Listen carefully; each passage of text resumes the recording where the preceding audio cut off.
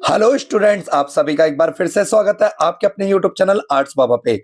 आज हम लोग क्लास 12 हिस्ट्री के चैप्टर नंबर 2 के इंपॉर्टेंट एमसीक्यू क्वेश्चंस को देखेंगे।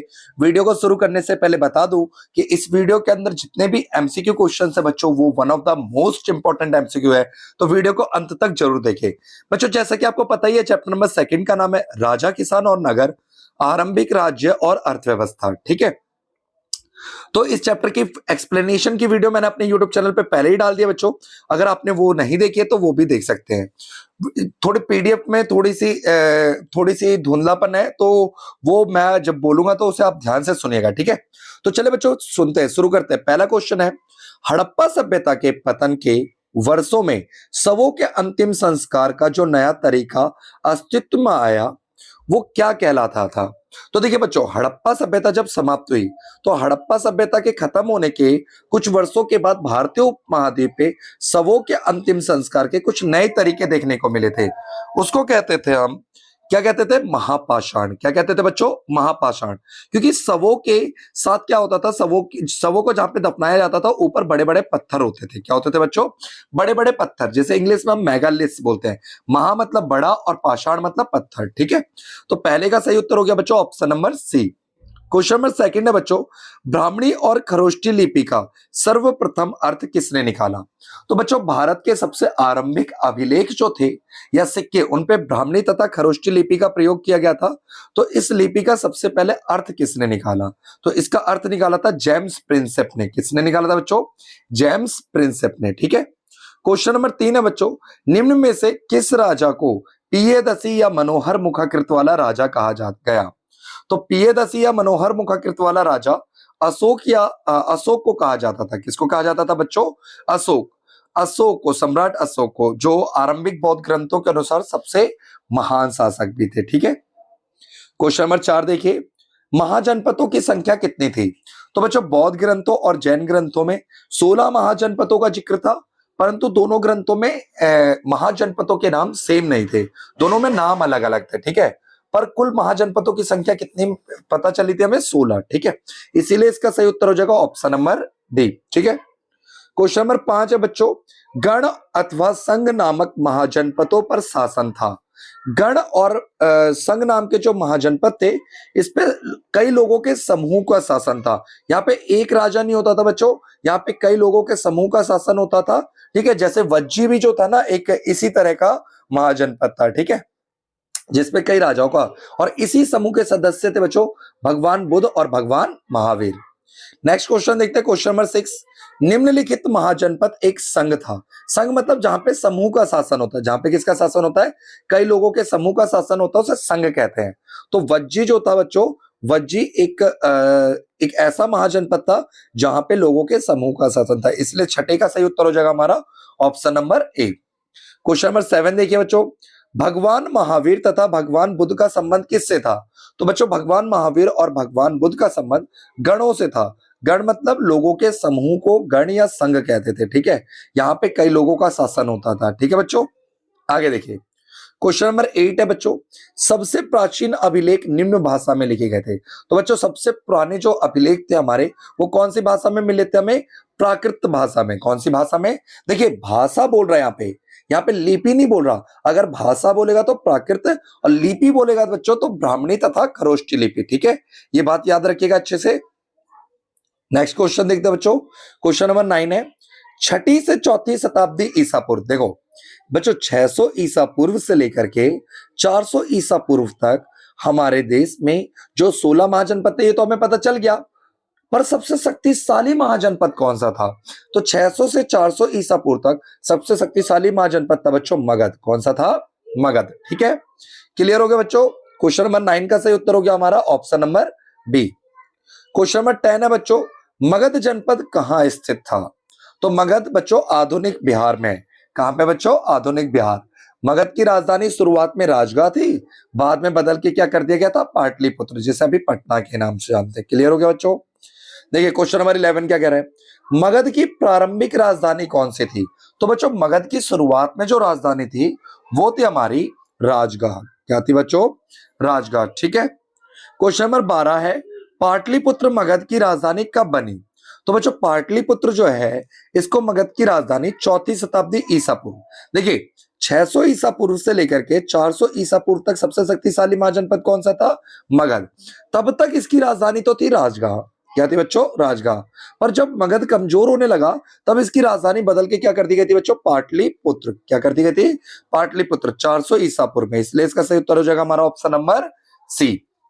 ठीक है बच्चों, देखिए सारे क्वेश्चन बहुत इंपॉर्टेंट है और ऐसे इंपॉर्टेंट क्वेश्चंस को अगर आपको लगातार देखना है बच्चों तो हमारे चैनल को सब्सक्राइब कर दीजिए।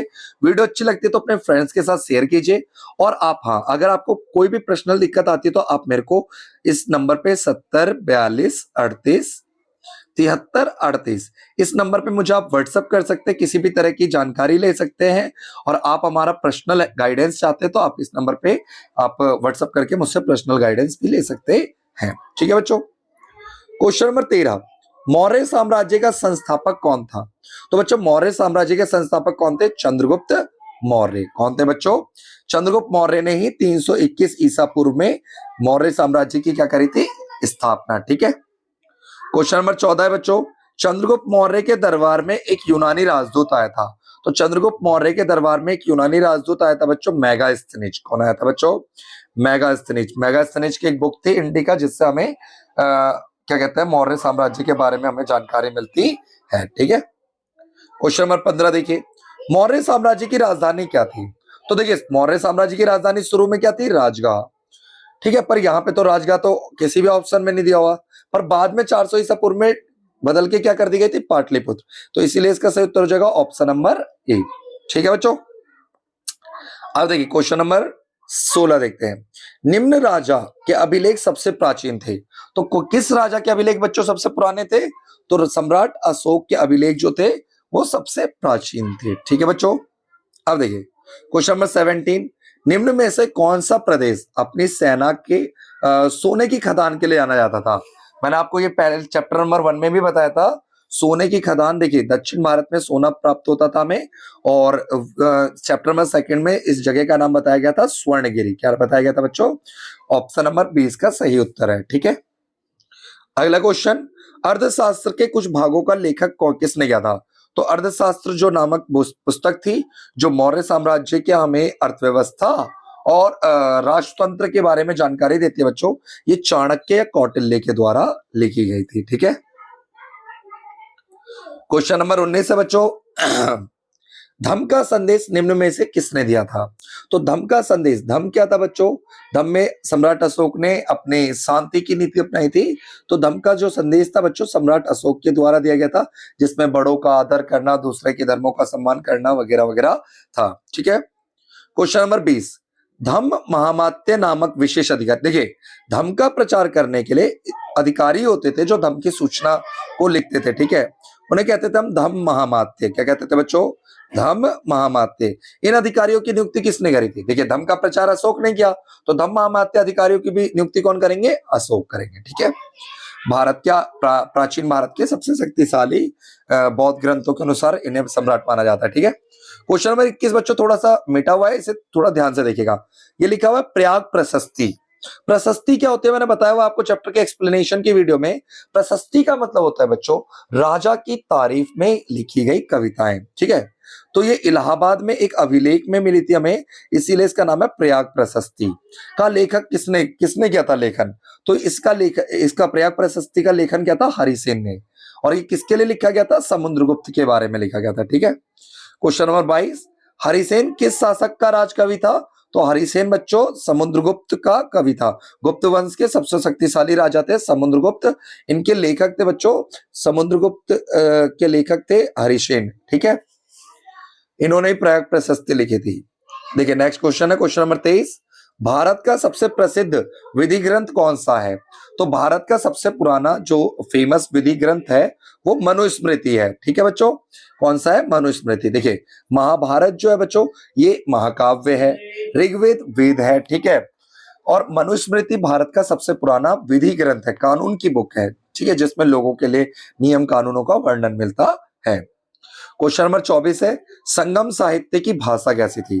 तो संगम साहित्य की भाषा थी बच्चों तमिल। ठीक है, ये दक्षिण भारत के बारे में हमें जानकारी देती है। ठीक है बच्चों, क्वेश्चन नंबर 25 है, छठी शताब्दी ईसा पूर्व में उपज को बढ़ाने के लिए क्या तरीका अपनाया गया था?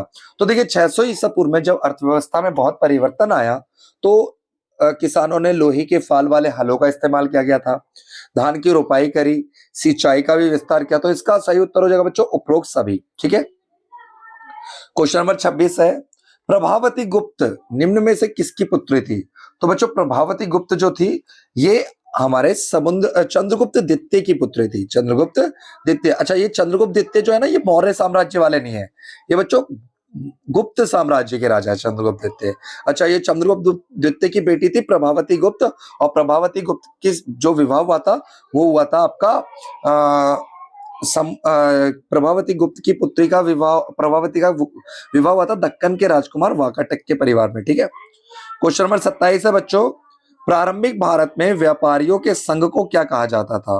तो श्रेणी कहते थे। ऑप्शन नंबर सी इसका सही उत्तर है। ठीक है, अच्छा नेक्स्ट क्वेश्चन देखते हैं, क्वेश्चन नंबर 28, सिक्कों का अध्ययन क्या कहलाता है? तो सिक्कों का अध्ययन बच्चों मुद्रा शास्त्र कहलाता है। बिल्कुल इजी सा क्वेश्चन है, ये तो आप देखते ही खत्म कर दीजिएगा।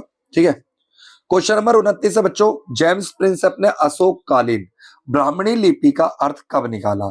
तो बच्चों अशोककालीन जो ब्राह्मणी लिपि का अर्थ था वो 1838 में, या आप कह सकते हो 1830 का दशक। आप जब एनसीईआरटी किताब पढ़ते हो तो उसमें लिखा रहता है 1830 के दशक में। ठीक है, क्वेश्चन नंबर 30 है बच्चों, सम्राट अशोक के द्वारा अपनाई गई एक उपाधि। तो सम्राट अशोक ने बच्चों देवना प्रिय या प्रियदसी नामक उपाधि ली थी। तो यहाँ पे देवना प्रिय, तो इसका सही उत्तर हो जाएगा ऑप्शन नंबर सी। देवना प्रिय का मतलब होता है बच्चों देवताओं का प्रिय, देवताओं का प्रिय। ठीक है, क्वेश्चन नंबर 31 है, आधुनिक भारतीय भाषाओं में प्रयुक्त लगभग सभी लिपियों का मूल है। जो भी आधुनिक भाषाएं हैं भारत की, उनकी किस लिपियों से निकली है? तो बच्चों वो ब्राह्मणी लिपि से निकली है। तो बच्चों यहाँ आज की जो वीडियो हमारी यहीं पे समाप्त होती है। अगर वीडियो आपको अच्छी लगी हो तो वीडियो को अपने ज्यादा से ज्यादा फ्रेंड्स के साथ शेयर करें, और वीडियो में किसी तरह की कमी लगती है तो आप हमें बता सकते हैं। तब तक के लिए बच्चों जय हिंद, जय भारत। मिलते हैं अगली क्लास में। ठीक है बच्चों।